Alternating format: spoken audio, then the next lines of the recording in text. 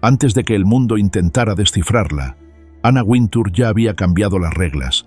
No necesitó gritar, no necesitó explicar. Solo observó, eligió y decidió. Y con cada decisión, la moda mundial se reacomodó a su manera. Porque donde otros veían ropa, ella veía estructura. Donde otros veían glamour, ella veía poder. Y donde otros veían tendencias pasajeras, ella veía estrategias que podían moldear a una generación entera. Anna no dictó la moda como un capricho. La organizó como si fuera un sistema solar. Diseñadores como planetas, celebridades como satélites, medios como órbitas, consumidores como mareas. Todo giraba, y sigue girando, alrededor de su mirada. Fue ella quien transformó la portada en un arma cultural. Fue ella quien convirtió el Met Gala en un templo. Fue ella quien hizo de la celebridad un símbolo estético. Fue ella quien elevó el minimalismo disciplinado a un nuevo código de lujo. Fue ella quien cambió el negocio, la belleza, las reglas y hasta la velocidad con la que el mundo mira la moda. Muchos creen que Anna Wintour solo dirige una revista, pero la verdad es otra. Ella dirige la narrativa de todo un siglo. Lo que aprueba se vuelve canon. Lo que ignora desaparece. Lo que impulsa se vuelve tendencia global. Y detrás de los lentes oscuros, la pregunta que nadie logra responder permanece suspendida como un secreto elegante. ¿Es Anna Wintour la guardiana del gusto? ¿O la ingeniera silenciosa que convirtió la moda en un lenguaje de poder? Esta es la historia de cómo una mujer no solo observó el mundo de la moda, lo redibujó, lo disciplinó, lo transformó hasta que su visión se volvió estética universal. La moda vivía anestesiada, fotos impecables, belleza segura, ideas pulidas hasta perder filo. Todo lucía brillante, pero nada cambiaba. Hasta que Anna Wintour decidió mirar de otra manera. No buscó suavidad, no buscó encanto, buscó tensión, buscó dirección, buscó una verdad que incomodara.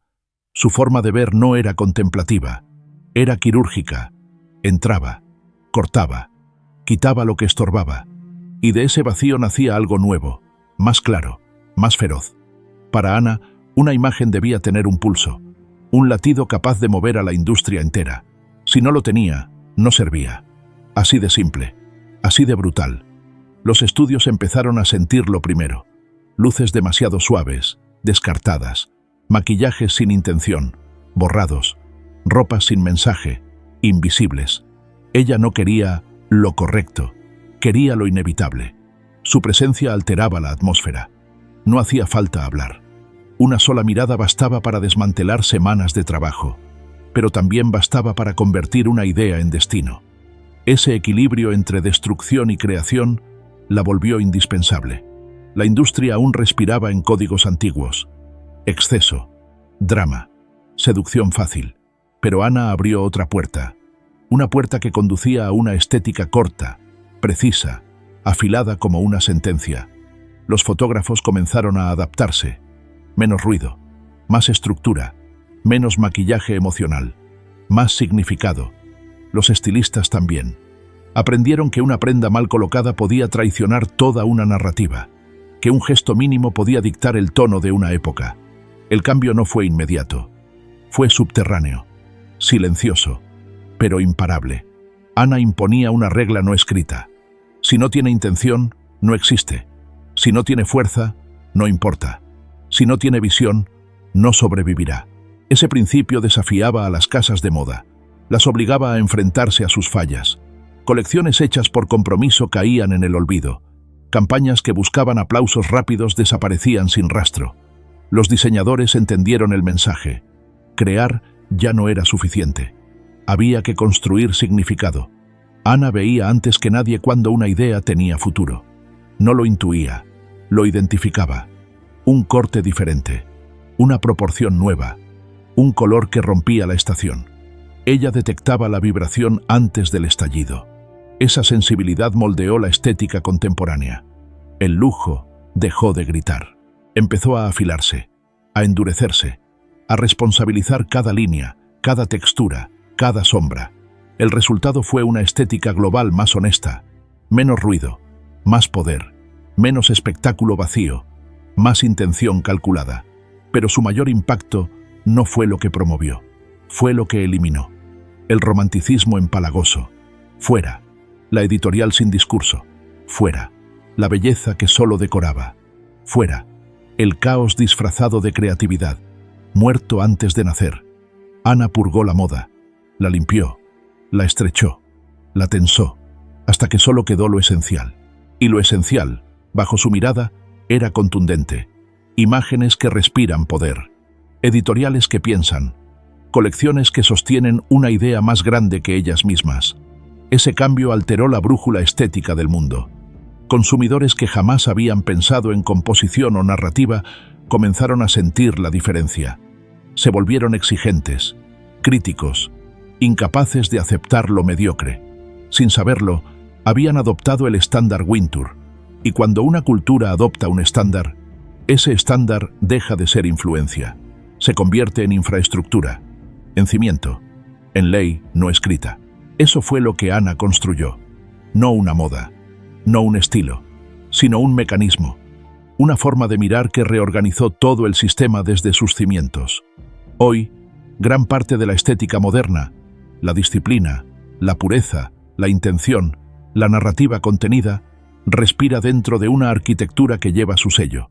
No porque ella lo impusiera, sino porque ella lo hizo inevitable. Antes de Anna Wintour, una portada era una ventana. Después de Anna, se convirtió en un veredicto. La industria seguía fórmulas antiguas, fondos suaves, vestidos impecables, poses previsibles. Todo parecía correcto, pero nada hacía temblar a nadie. Anna llegó para romper esa comodidad. No quería aprobación, quería impacto, no quería belleza neutra. Quería una imagen que obligara al mundo a mirar. Su primera regla: la portada no es un resumen, es un golpe visual, un golpe cultural, un golpe que reescribe lo que la moda considera posible. Y así empezó la tormenta. Ella cuestionó la sacralidad del glamour perfecto. Preguntó en voz baja, pero con una contundencia que helaba el aire, ¿por qué la portada debía ser un altar intocable? ¿Por qué no podía ser un desafío? ¿Por qué no podía ser riesgo? ¿Por qué no podía ser una provocación directa al gusto dominante? Los demás parpadearon. Ella avanzó. Decidió que la imagen debía respirar movimiento, incluso si estaba congelada. Decidió que la ropa debía hablar más fuerte que la pose. Decidió que la portada debía capturar deseo, no complacencia, y empezó a cambiarlo todo. Introdujo contrastes agresivos, siluetas inesperadas, miradas que no pedían permiso, cortes de cámara que no seguían ninguna fórmula clásica, a veces un encuadre demasiado cercano, a veces un ángulo demasiado atrevido, pero siempre con un propósito: romper la pasividad visual que asfixiaba a la moda. Los equipos editoriales entraban en pánico, los fotógrafos dudaban, las modelos no sabían qué esperar, pero Ana sí sabía exactamente qué estaba buscando: una imagen con una idea dentro. No una pose, no un vestuario, una idea, una portada que contuviera un futuro. Ese fue el punto de inflexión. Las portadas empezaron a tener dirección narrativa. Ya no trataban de mostrar ropa, trataban de definir un tono cultural, una temporada mental, una sensibilidad colectiva. El mundo sintió el cambio antes de comprenderlo. La gente dejaba de pasar páginas, se detenía, miraba, revisaba cada detalle. Se preguntaba qué significaba esa composición tan distinta, y sin darse cuenta, estaba entrando al territorio estético que Ana estaba construyendo. Los críticos decían que arriesgaba demasiado. Ella respondía con otra portada aún más audaz. Los puristas defendían la tradición. Ella la reformulaba con una sola imagen. Los ejecutivos temían que el público no entendiera. El público entendió, y siguió. Algo más profundo empezó a suceder. Las celebridades comenzaron a verse diferentes. Las modelos se transformaron ante el lente. Los diseñadores entendieron que la portada podía elevar o enterrar una colección entera. Las marcas empezaron a cortejar el espacio que antes temían. Y Vogue dejó de ser revista. Se volvió brújula. Lo que Ana mostraba en la portada se convertía en clima emocional, en referencia obligatoria, en temperatura visual del mundo. Un color que usaba se volvía tendencia, un gesto que elegía definía actitud. Un encuadre que aprobaba se convertía en estilo global. Las portadas ya no influían, ordenaban. Y su mayor victoria fue esta. Transformó el concepto de portada bonita en portada decisiva. El cambio fue tan profundo que hoy resulta difícil recordar que hubo un tiempo en que la portada era simplemente una presentación.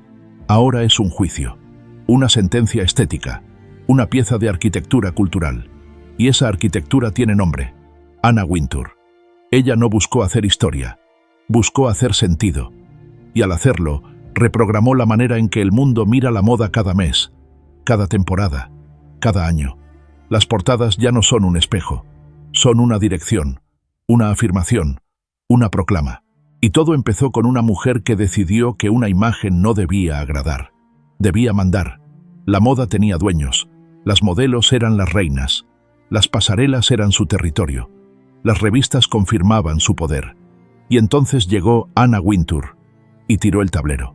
No fue un gesto impulsivo, fue una estrategia, fría, precisa, imposible de detener. Anna observó algo que nadie estaba leyendo. El mundo ya no soñaba solo con cuerpos perfectos, soñaba con historias, con rostros que cargaban deseo, drama, escándalo, aspiración.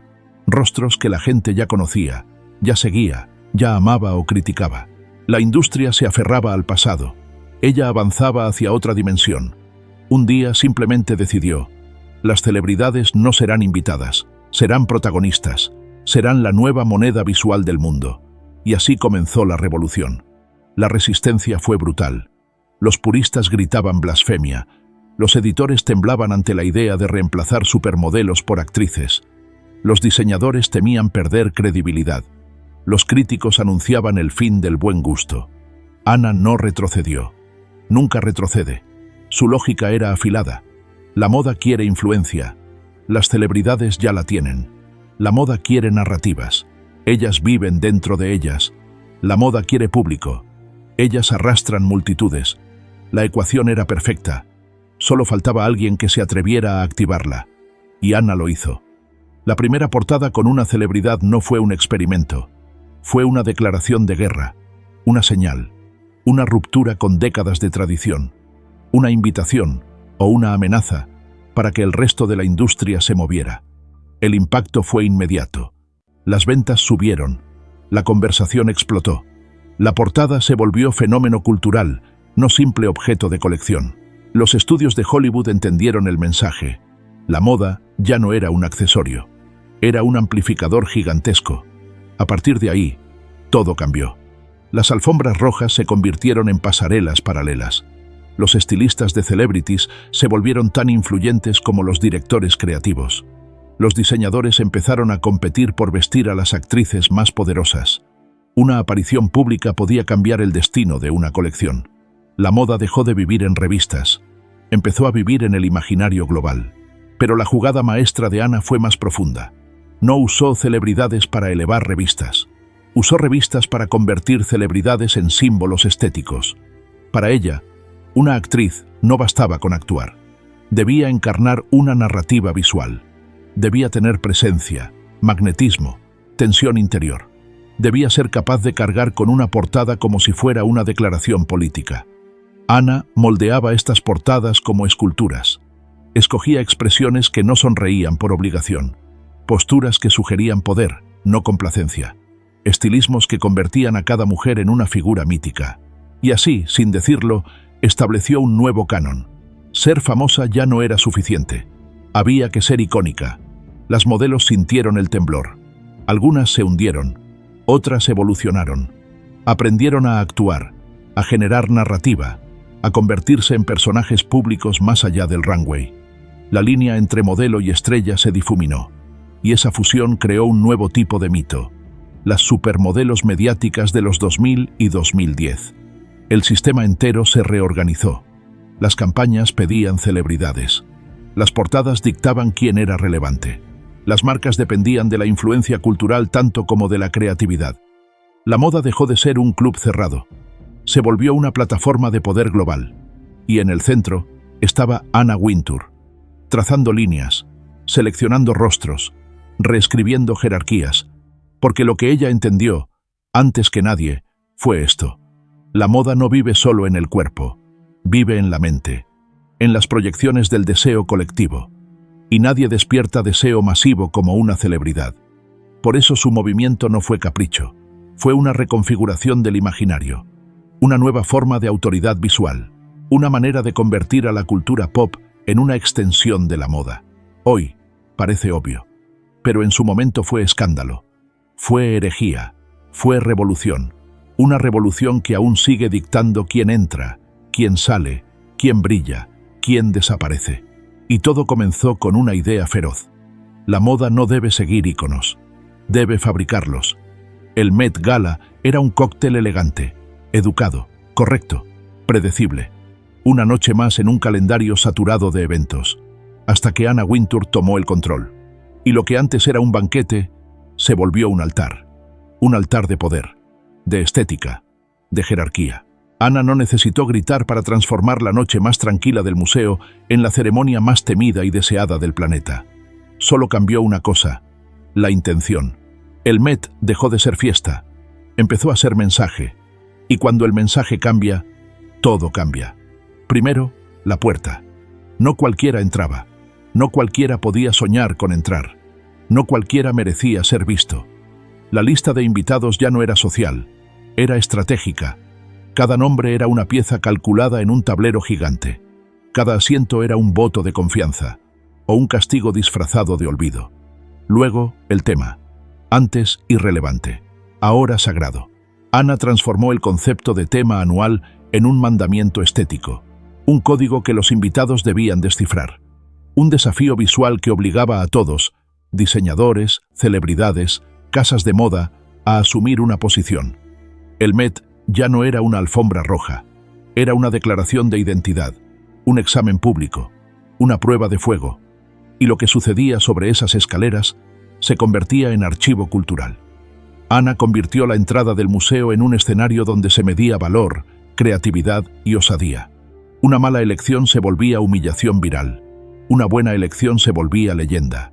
Ella instaló una presión nueva. No basta con ser famoso, debes ser memorable. Debes encarnar la visión del año. Debes existir en el nivel donde la moda deja de ser ropa y se transforma en mito. Los diseñadores sintieron el peso. El Met se convirtió en su prueba más grande, más importante que un desfile, más visible que una campaña, más peligrosa que una reseña. Una aparición correcta podía elevar una casa entera. Un error podía enterrarla. Y Anna lo sabía, lo calculaba, lo usaba como herramienta. Bajo su dirección, el Met se volvió una liturgia contemporánea, un ritual donde la estética no se exhibe, se consagra. Nadie se viste bien para el Met, se visten para ser interpretados, para enviar señales, para reclamar territorio simbólico, y el mundo observa, analiza, juicia, consume. Cada año el Internet arde, los debates explotan, las comparaciones se multiplican. ¿Quién entendió el tema? ¿Quién se atrevió? ¿Quién fracasó? ¿Quién dominó? Pero detrás de ese ruido está ella, Anna, trazando la línea entre lo aceptable y lo imperdonable, decidiendo quién puede subir esos escalones con dignidad y quién se quedará soñando desde afuera. El Met Gala se convirtió en su obra maestra porque combina todo lo que define su visión: control, intención, narrativa, espectáculo disciplinado. Ella no dirige solo una noche. Dirige un relato anual que define la sensibilidad estética global. Lo que sucede en el Met se convierte en tendencia. Lo que no sucede desaparece. Lo que destaca se vuelve canon. Lo que falla se vuelve advertencia.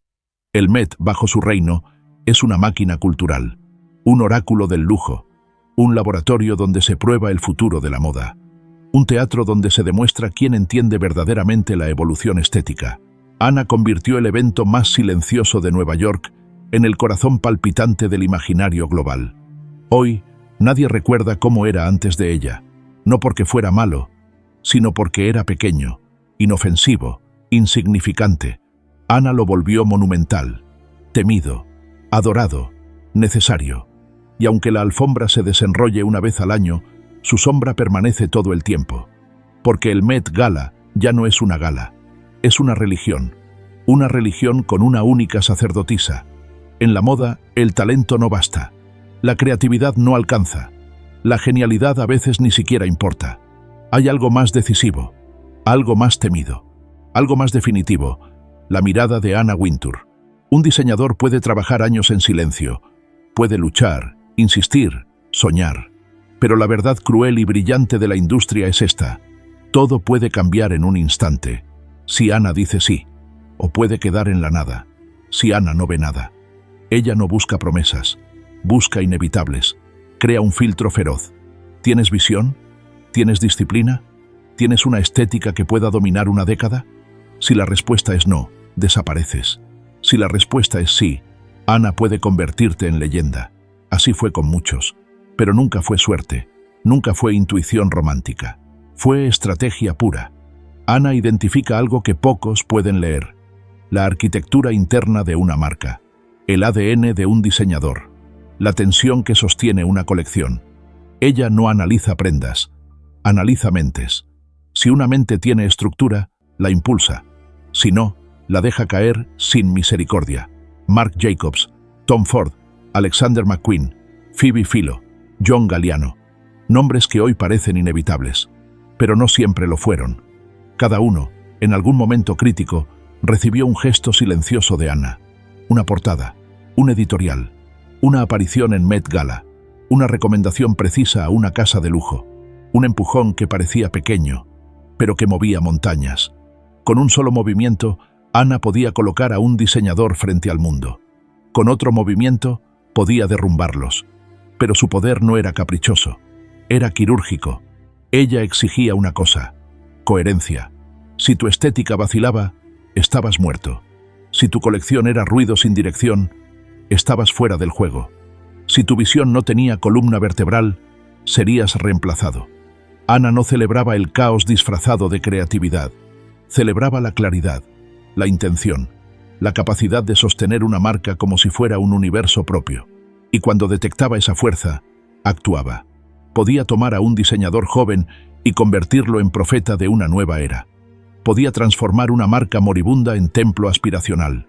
Podía anticipar la sensibilidad cultural que vendría 5, 10, 15 años después, y encontrar al creador perfecto para plasmarla. Anna no solo apoyaba diseñadores, los moldeaba. Sabía cuándo empujarlos hacia el riesgo, cuándo frenarlos, cuándo exponerlos, cuándo protegerlos. Ella calibraba su crecimiento como si afinara un instrumento. Un desfile mediocre no la hacía abandonar a alguien que consideraba esencial. Pero una traición a su propia visión sí. Ese era el único pecado que no perdonaba. Las casas de moda entendieron rápido: el fichaje perfecto no era cuestión de suerte, era cuestión de leer a Anna, de anticipar a quién consideraba el portador del siguiente ciclo estético. Cuando Anna apostaba por un diseñador, el mundo obedecía. No por miedo, aunque el miedo existía, sino porque su lectura era exacta. Ella veía adelante con una claridad que rozaba lo sobrenatural. El comercio seguía sus decisiones. Los inversores seguían sus señales. Las pasarelas seguían su ritmo. Las celebridades seguían sus recomendaciones. El público seguía lo que ella legitimaba. Anna se convirtió en una especie de cartógrafa. Trazó el mapa de quién sería el rostro de la moda cada década.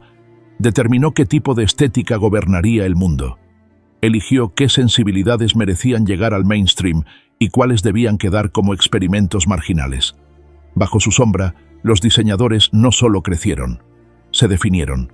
Algunos se volvieron arquitectos del lujo contemporáneo, otros, iconos de irreverencia, otros, maestros de la pureza estética.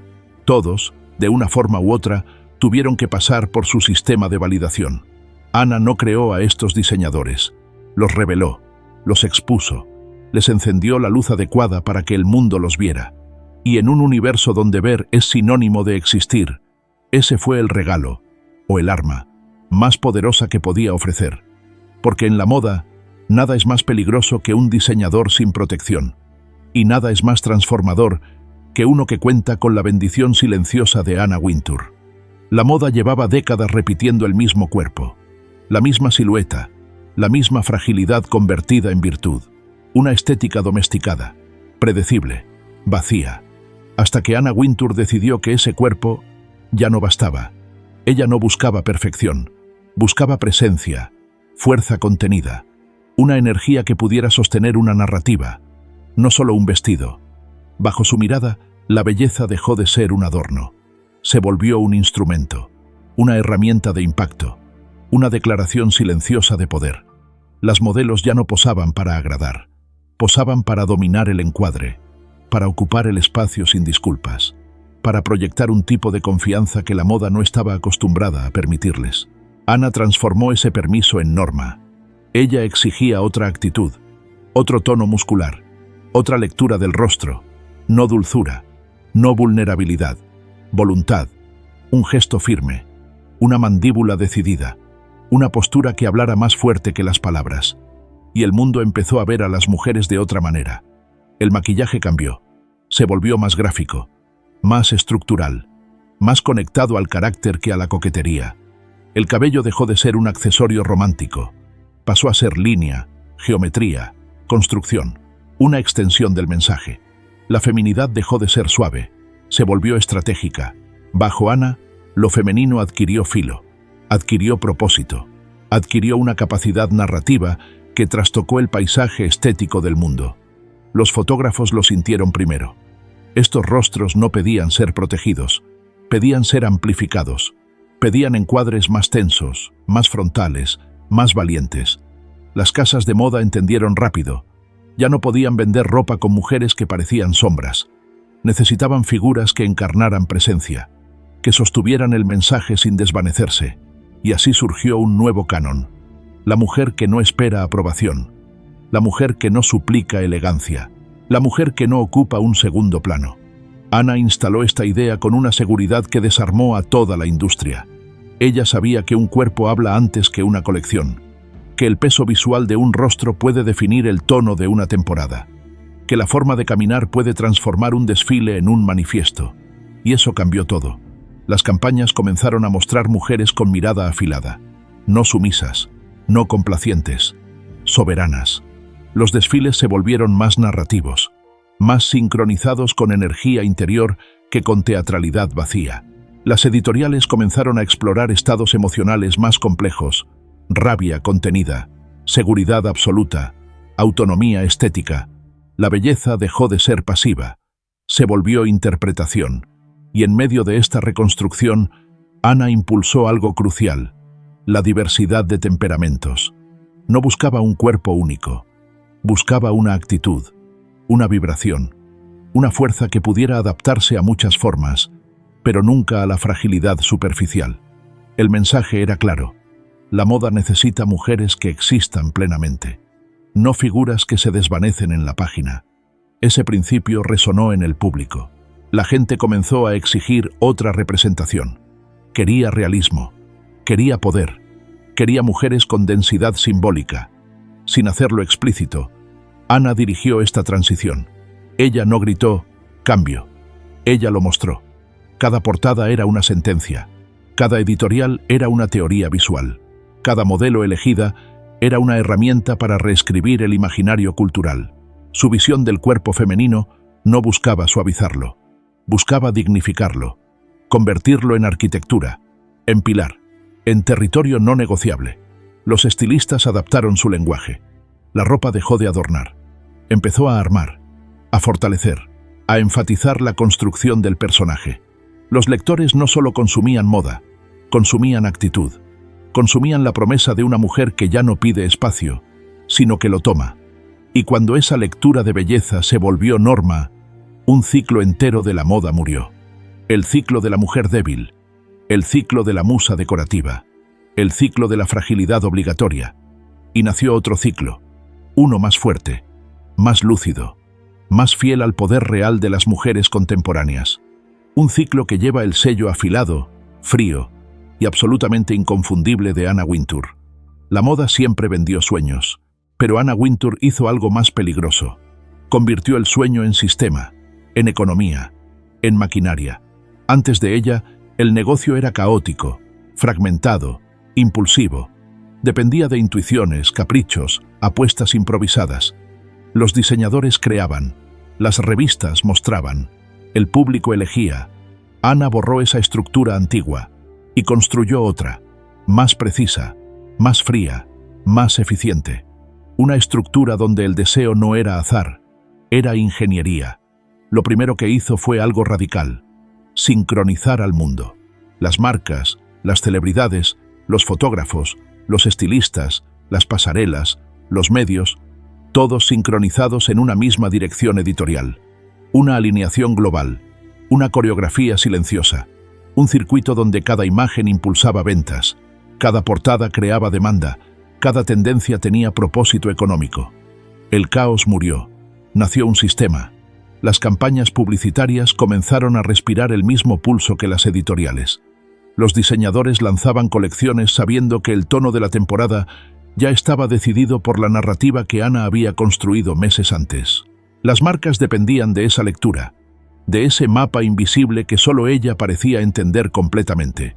Bajo su visión, el lujo dejó de ser contemplativo. Se volvió estratégico. Cada prenda se convirtió en mensaje, cada lanzamiento en acontecimiento, cada detalle en herramienta de posicionamiento. Anna transformó las semanas de la moda en un mercado a cielo abierto. Un mercado donde no se intercambiaban solo prendas, sino futuro, estatus, importancia cultural. Los compradores asistían a los desfiles no para ver ropa, sino para leer direcciones, para interpretar señales, para anticipar qué marcas dominarían el ciclo. Y esas señales siempre venían del mismo lugar: la narrativa central que Anna había decidido. Ella no decía qué comprar, pero decidía qué importaba. Y en economía, lo que importa es lo que se vende. Las casas de lujo lo entendieron. Sin su aprobación, una campaña podía quedar muda. Sin su impulso, una colección podía pasar desapercibida. Sin su presencia, un diseñador podía estancarse. Anna no manipulaba números, manipulaba percepciones.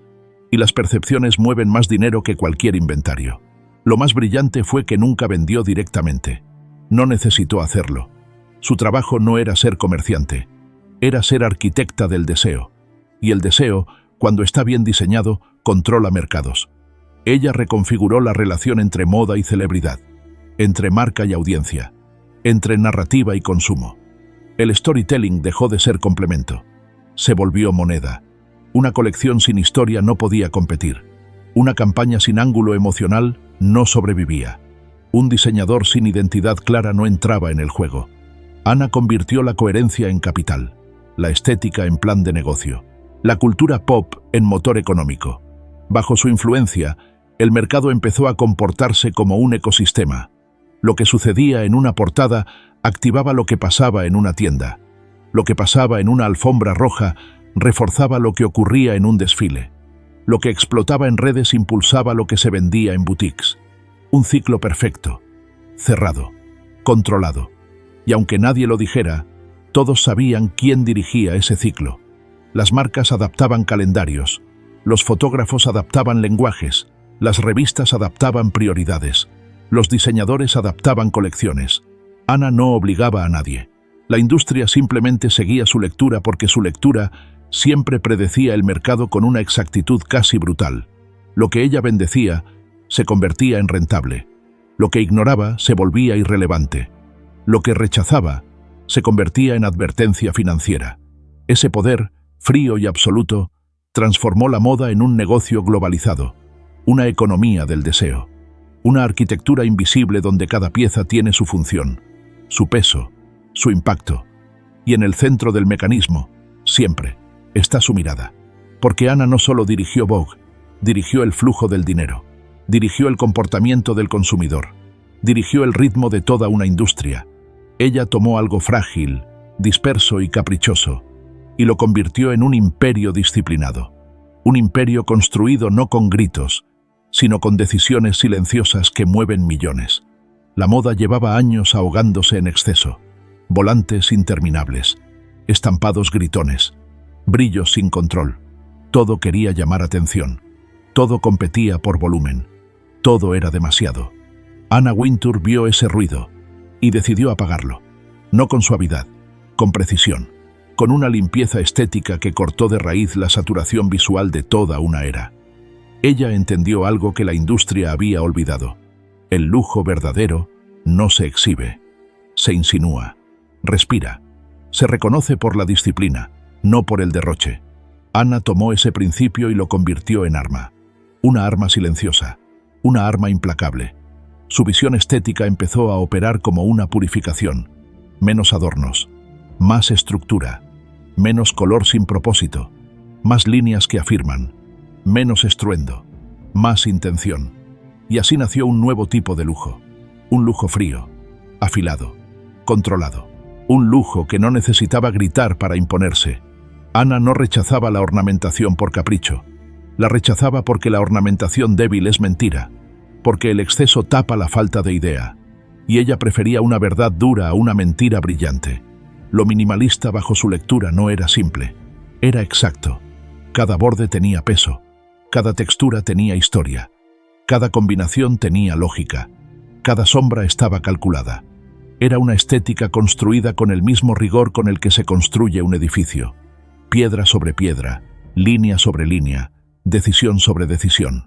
Los diseñadores lo sintieron inmediatamente. Ya no bastaba crear ropa bonita. Había que crear ropa honesta, ropa con una narrativa clara, ropa que pareciera inevitable.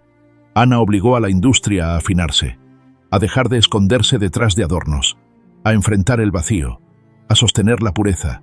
Y lo que parecía simple era lo más difícil de lograr. Porque la pureza estética pide valentía. Dejar ir, renunciar, cortar, elegir. La mayoría no podía hacerlo. Ana sí. Ella convirtió la edición en virtud, la sobriedad en lenguaje, la coherencia en forma de lujo. Las casas de moda comenzaron a seguir esa disciplina, sin hacer ruido, sin admitirlo, pero siguiendo. Las pasarelas se volvieron más limpias, más firmes, más concentradas. Una prenda ya no necesitaba espectáculo, necesitaba intención. Las campañas abandonaron el barroquismo visual. Las modelos comenzaron a aparecer en composiciones más estrictas, más afiladas, más geométricas. La fotografía recuperó la fuerza del silencio, la fuerza de una sombra bien colocada, la fuerza de una postura que define la atmósfera completa. La audiencia lo sintió. El minimalismo disciplinado empezó a infiltrarse en el imaginario popular, en closets, en calles, en redes, en referencias de lujo. Lo que antes parecía simple, ahora parecía inteligente. Lo que antes parecía vacío, ahora parecía profundo. Lo que antes parecía poco, ahora parecía preciso. Y aunque nadie lo decía directamente, todos sabían que este giro tenía un origen. Ana había reescrito el ADN del lujo contemporáneo. Ella instaló un nuevo código. El buen gusto no se demuestra, se sostiene. El lujo no se muestra, se afirma. El mundo adoptó este código sin resistencia, porque funcionaba, porque hacía que todo se viera más fuerte, más serio, más moderno, más alineado con la sensibilidad global que la misma Ana ayudó a crear. Hoy, hablar de lujo silencioso parece una tendencia reciente, pero Ana lo había anticipado décadas antes. Ella sembró la idea cuando nadie estaba mirando. La alimentó con portadas limpias, la reforzó con editoriales sin adornos innecesarios, la consolidó con decisiones estéticas que cambiaron el gusto global. Y ahora ese gusto es cultura, es norma, es sistema. El mundo aprendió a leer el lujo en los silencios, en los cortes perfectos, en la neutralidad afilada, en la calma tensa, en esa belleza contenida que no busca aprobación, solo respeto, una belleza que lleva un sello inconfundible. El pulso disciplinado de Anna Wintour. La llegada de Internet prometía una sola cosa: destrucción. Destrucción de lo impreso, destrucción de lo tradicional, destrucción de todo lo que parecía viejo, lento, estático. Y para muchos, Vogue era precisamente eso, pero no para Anna Wintour. Ella no vio amenaza, vio territorio, vio un campo nuevo donde podía expandir su poder. Vio una oportunidad para reescribir las reglas otra vez. La industria temblaba, las ventas bajaban, los anunciantes migraban, los lectores desaparecían, los críticos proclamaban el fin de las revistas. Ana no pestañeó. Mientras todos hablaban de crisis, ella se movía en silencio, analizando el nuevo ecosistema como quien estudia un enemigo que podría convertirse en aliado. Su primera decisión fue brutal: No competir con la velocidad, usarla. El mundo digital devora imágenes. Ella produce imágenes que gobiernan. El mundo digital se guía por algoritmos. Ella entiende cómo dictar deseo. El mundo digital premia lo instantáneo. Ella convierte lo instantáneo en narrativa. Los medios tradicionales intentaban copiar las redes. Ana hizo lo contrario. Obligó a las redes a seguir su estética. Empezó por lo evidente, los videos. Mientras la mayoría veía el video como contenido, Ana lo vio como plataforma de legitimación. Cada entrevista, cada backstage, cada conversación, era una forma de expandir su imperio visual más allá del papel.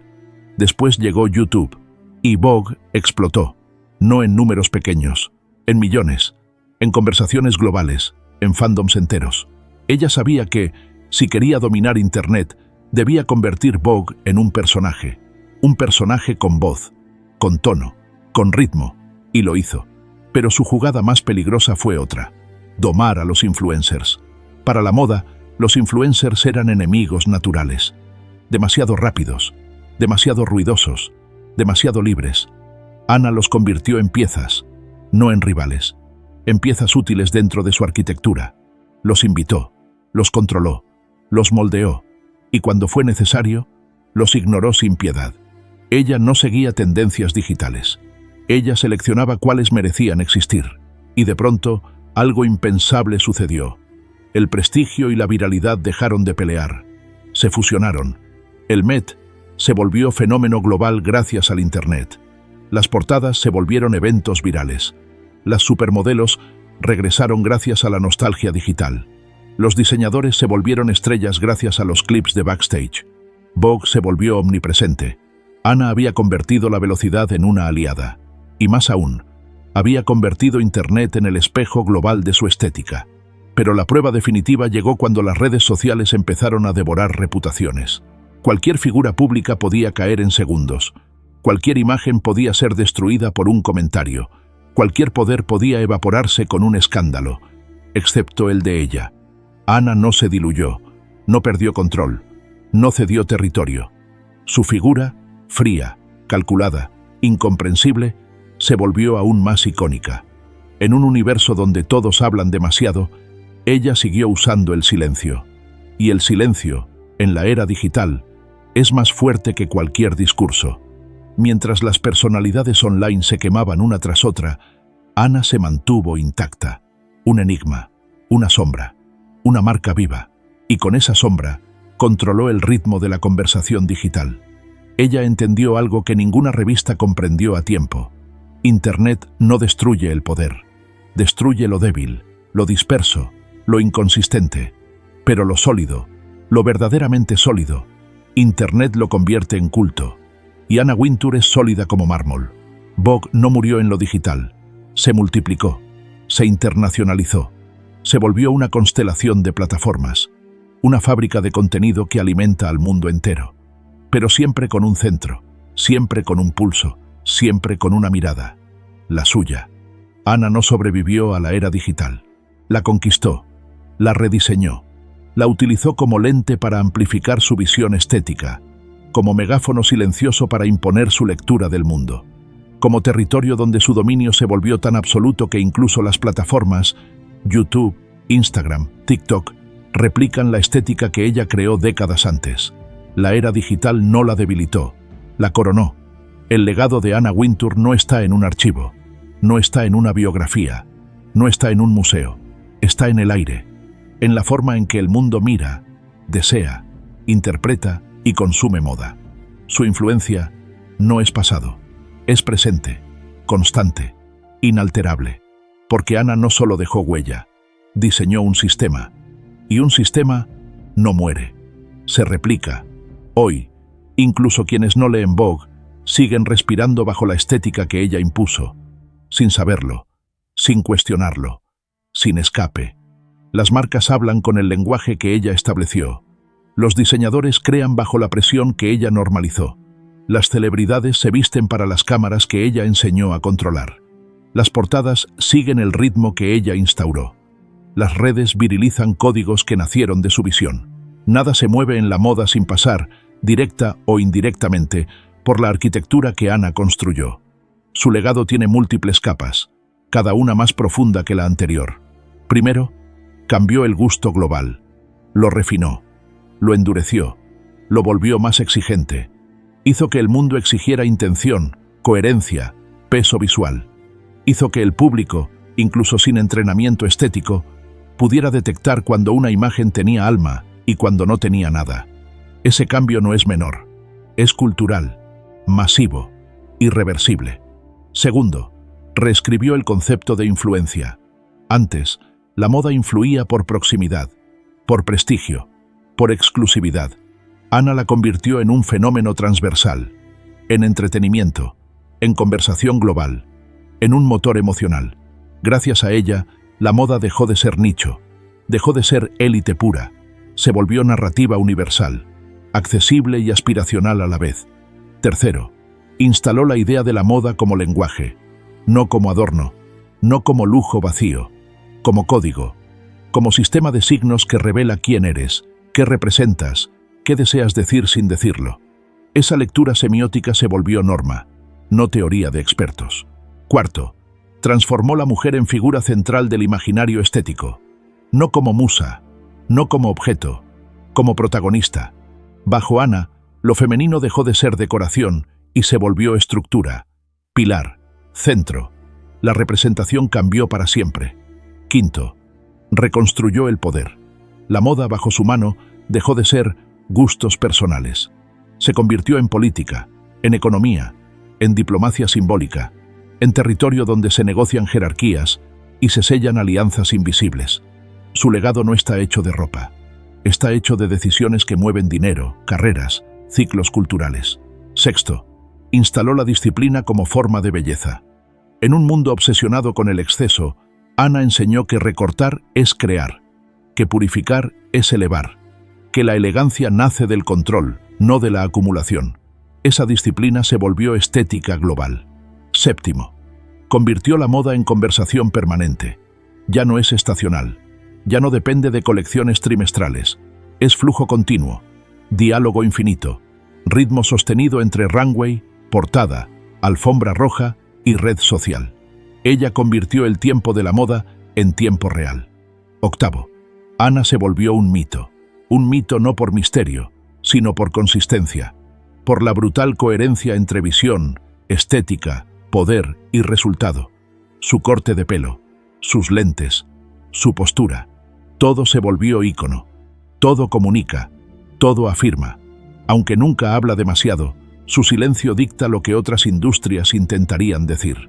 Noveno, ella definió el estándar del siglo XXI, la precisión, la claridad, la intención, la potencia visual, la austeridad cargada de significado. Esos elementos dominan hoy la publicidad, el cine de autor, el diseño editorial, la fotografía comercial, la estética digital. El mundo imita un estilo que ella plantó hace años. Décimo, su legado está vivo porque está integrado. No se puede separarlo de la moda actual sin que todo colapse. Ella no fue una editora, fue una arquitecta cultural, una ingeniera del deseo, una estratega de la imagen, una mujer que profesionalizó la emoción y convirtió la estética en infraestructura.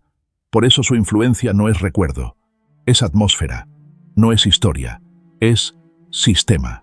Y mientras ese sistema exista, Anna Wintour seguirá dictando el pulso estético del mundo, incluso cuando ya no esté en la sala, incluso cuando no aparezca en cámaras, incluso cuando el mundo crea que puede avanzar sin ella. Spoiler, no puede. La historia de Anna Wintour no es la historia de una editora, es la historia de un sistema que ella diseñó con precisión quirúrgica, alimentó con disciplina y defendió con una frialdad que pocos se atreven a imitar. Ella no buscó agradar, buscó definir, no buscó ser querida, buscó ser necesaria, no buscó fama, buscó estructura, y la obtuvo. Ana convirtió la moda en un lenguaje con gramática, jerarquía, peso, memoria. Un lenguaje que se habla incluso cuando nadie lo nombra. Su poder no nació del ruido, sino del control, del ojo, del silencio. Ese silencio que corta más fuerte que cualquier discurso. Ese silencio que puede levantar una carrera o apagarla sin aviso. La moda mundial hoy no es una suma de tendencias, es una red, y esa red usa los códigos que ella escribió. Las portadas siguen su ritmo, las celebridades siguen sus reglas, los diseñadores siguen sus expectativas, las marcas siguen sus líneas, las audiencias siguen sus criterios sin saberlo. Eso no es influencia, eso es arquitectura cultural. Y Ana se convirtió en arquitecta no por ambición ciega, sino por visión inquebrantable. Ella entendió antes que nadie que la moda no era superficial, era política del cuerpo, era economía del deseo, era narrativa simbólica, era una forma de ordenar el mundo. La pregunta nunca fue si Ana era fuerte, la pregunta fue si alguien podía igualarla. Hasta ahora, nadie, porque ella no solo cambió la forma en que vemos ropa, cambió la forma en que entendemos belleza, cambió el peso de una imagen, cambió el rol de la mujer en la estética, cambió la relación entre cultura y poder, cambió la velocidad del deseo global. Anna Wintour no escribió una época, es la época.